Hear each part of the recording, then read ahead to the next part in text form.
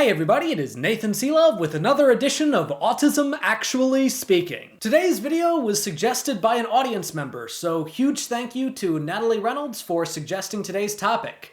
How to help an autistic through a meltdown. So I made a video in the past about how autistics can find ways in order to deal with meltdowns, but I never talked about ways in which those around us that care about us can potentially help us. And most of my videos are geared more towards people on the spectrum, but I do have a lot of people in my audience that are either parents or friends or partners of someone on the spectrum. Furthermore, if you are somebody on the spectrum and you think that some of the tips that I've discussed in this video are helpful, then maybe you can share it with some of your neurotypical friends to help them. And before I get started, I would like to make a major caveat. As I always say, you met one autistic, you met one autistic.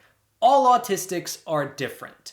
And I could give you a very in-depth discussion video about how to personally help me through meltdowns, but that might not be applicable to everybody. So I'm going to give some very general tips that will hopefully be applicable in most situations. With that in mind, the first tip that I would give is to plan ahead and have discussions. My wife and I are both on the spectrum. So we spend a lot of time talking to each other about ways that we can potentially help each other in a situation where one of us might be having a meltdown. Furthermore, if we are about to go to a place that might have something meltdown-inducing, we discuss potential strategies. For example, in the past when we've gone to parties, obviously pre-pandemic, we've had a code phrase that was relatively ambiguous, that was basically a way for one of us to communicate to the other that, hey, this is getting too much for me, I need to get out of here. The next tip that I would give is sort of along the same lines, which is to know the autistic. Understand some of their major stressors and understand some of their major stims. For example, I'm someone that really likes deep pressure therapy.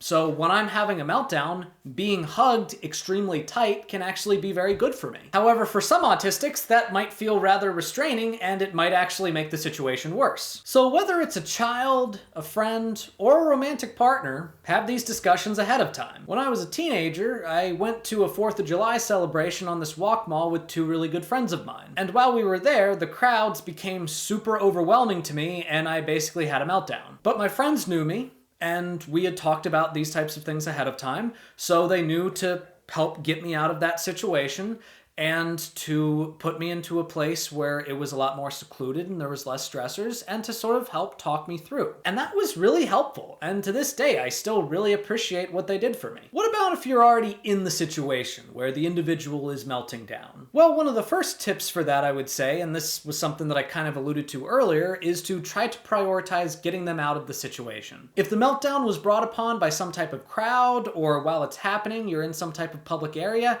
try to find a more secluded area in order to help them through it. Oftentimes having the meltdown in a place where there are a lot of people can sometimes make matters significantly worse. If you're trying to figure out what you can do in the situation in order to help the individual, then you can ask them, but make it a more open-ended question rather than overwhelming them with a bunch of possibilities. Because if you're doing that, like if you're overwhelming them with a, oh, can I do this for you, or can I do this for you, or can I do this for you, or can I do this for you, that can sometimes make it a little bit more overwhelming and give them an extra thing to think about when what they should be thinking about is trying to work through their meltdown. Instead, it should be more general. Like, what can I do for you right now? If you know the individual extremely well, then you might even make minor suggestions. For example, as many of you probably know, I have a service dog. One of the things that sometimes happens when I'm getting really stressed out in public or about to have a meltdown is I will temporarily forget that I have a service dog. And sometimes my wife will have to remind me, hey, Nathan, use your dog. Now, not every autistic has a service dog, but most autistics do have some type of stim that they use when they're stressed out.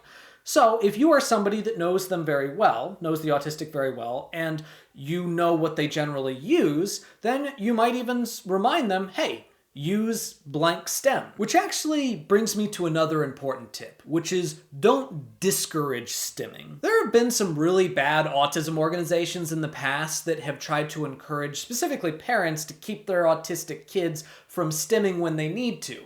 And this can just make matters significantly worse.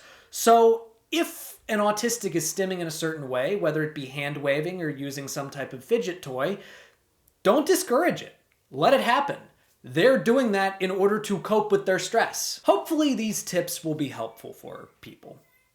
I know that I couldn't be super comprehensive, but again, that's because you met one autistic, you met one autistic. What's helpful for me might not be helpful for everybody. But I do hope that this list at least gives people a foundation to start. Well, that's today's video. Thank you all for watching. If you liked this video, please give it a like, a share, and if you haven't already, subscribe to the channel, check out some of my other stuff. And I'm also on Twitter, so you can follow me, @NathanSelove. And if you want to support the channel in other ways, support me on Patreon. In the meantime, if you have any questions or topics you'd like addressed, please leave them in the comments below, or message me on my Facebook, also linked below. And remember, if you have ever freaked out because a leaf fell on your head, you might be autistic.